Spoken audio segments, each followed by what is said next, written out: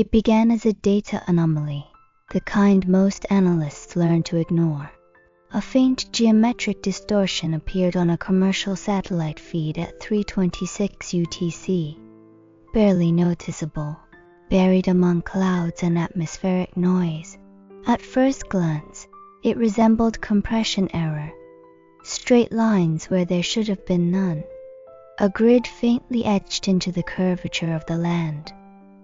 The automated system flagged it and moved on. 3 hours later, the anomaly was still there. By dawn, it had sharpened. What emerged was not terrain but a city. Perfect blocks, symmetrical intersections, a power grid humming beneath the surface, visible only as heat signatures blooming like veins beneath concrete. Streetlights cast shadows consistent with a late afternoon sun, though the surrounding region lay in darkness. Traffic signals cycled methodically. Water flowed through treatment facilities. Every sign of life existed except life itself. No people, no movement, no noise. The coordinates pointed to a sparsely populated desert region, an area mapped, surveyed, and traversed for decades. There were no records of urban planning, no construction permits, no funding trails. Yet the city occupied nearly 60 square kilometers, complete with transit hubs, residential zones, and what appeared to be public squares arranged with unsettling intentionality. By the time independent analysts noticed, the image had already spread. Forums lit up. Engineers debated. Conspiracy channels latched on immediately. Governments issued silence. Attempts to physically approach the location began within hours. The first convoy never arrived. Their GPS systems entered a loop roughly 40 kilometers out. The road ahead repeated endlessly, mile markers counting down and then resetting. Fuel consumption spiked as if the engines were under constant load.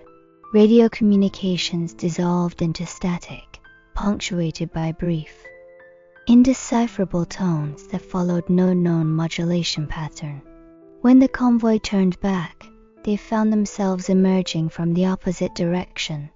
Disoriented, clocks desynchronized by several minutes. They remembered seeing nothing. Drones were deployed next. The first drone's video feed showed the city clearly. Streets clean and immaculate. Buildings modern yet unfamiliar. Architecture converging on styles that seemed borrowed from multiple decades at once. As the drone descended, the image began to smear, as if the city were being dragged sideways across the frame. The data stream fractured into overlapping time stumps.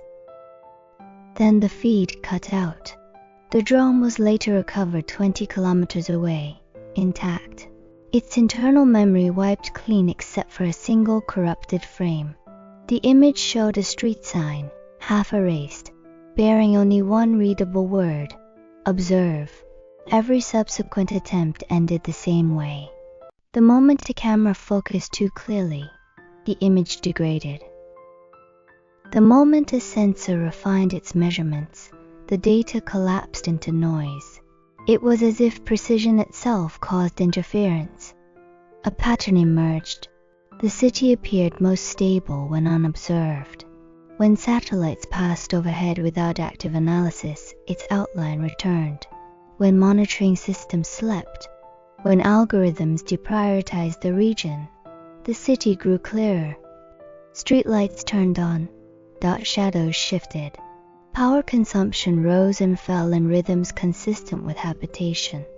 But the instant a human focused on it, zoomed in, recorded, analyzed, the city began to unravel. Researchers began calling it a negative presence. It did not hide. It reacted. Psychological effects followed. Analysts assigned to the anomaly reported difficulty recalling specifics. Notes became vague. Sketches blurred.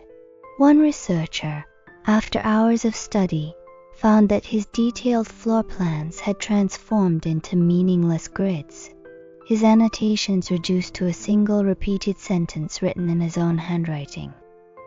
"Stop narrowing the frame." Another claimed the city responded to him. He described the sensation of being watched, not by eyes, but by structure. Streets seemed to align differently each time he looked. Buildings shifted subtly, as if correcting themselves to remain just out of comprehension. He resigned 2 days later and refused further interviews. Then the broadcasts began.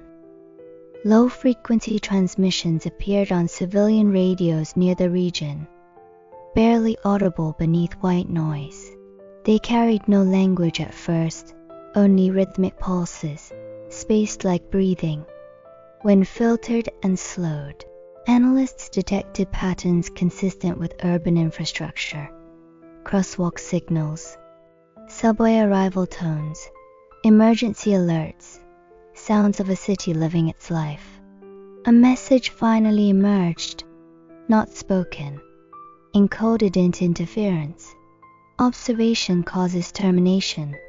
No origin point could be traced. The signal did not propagate outward. It existed everywhere at once within a narrow band, as if space itself were vibrating in protest. As attention grew, the city deteriorated. Satellite images began to contradict one another. Some showed the city fully intact. Others showed bare desert.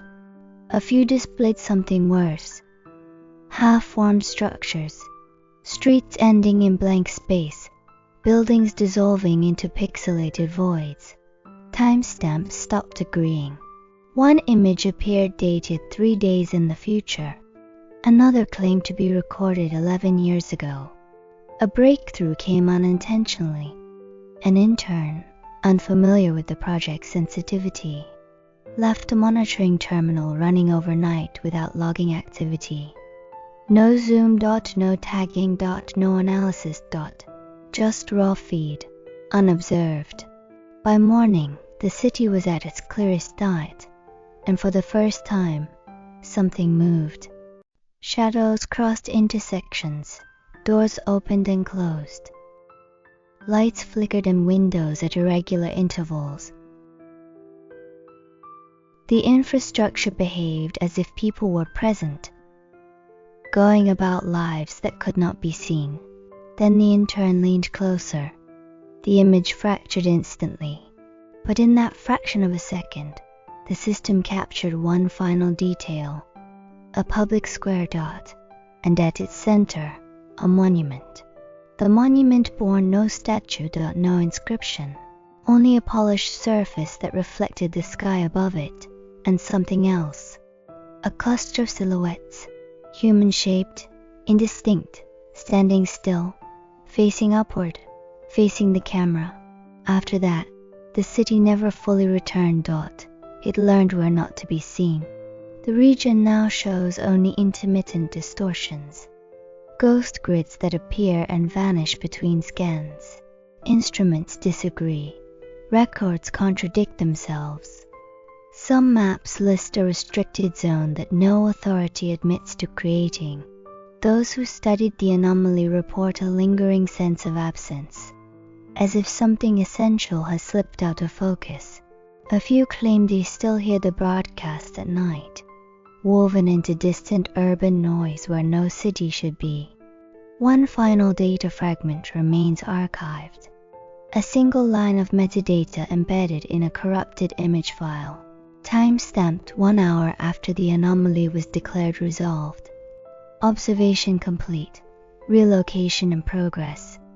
No destination is listed, but on certain nights, when satellite coverage shifts and monitoring systems idle, faint grid patterns briefly appear over other cities across the world. Always for less than a second. Always just long enough to suggest that the city did not vanish.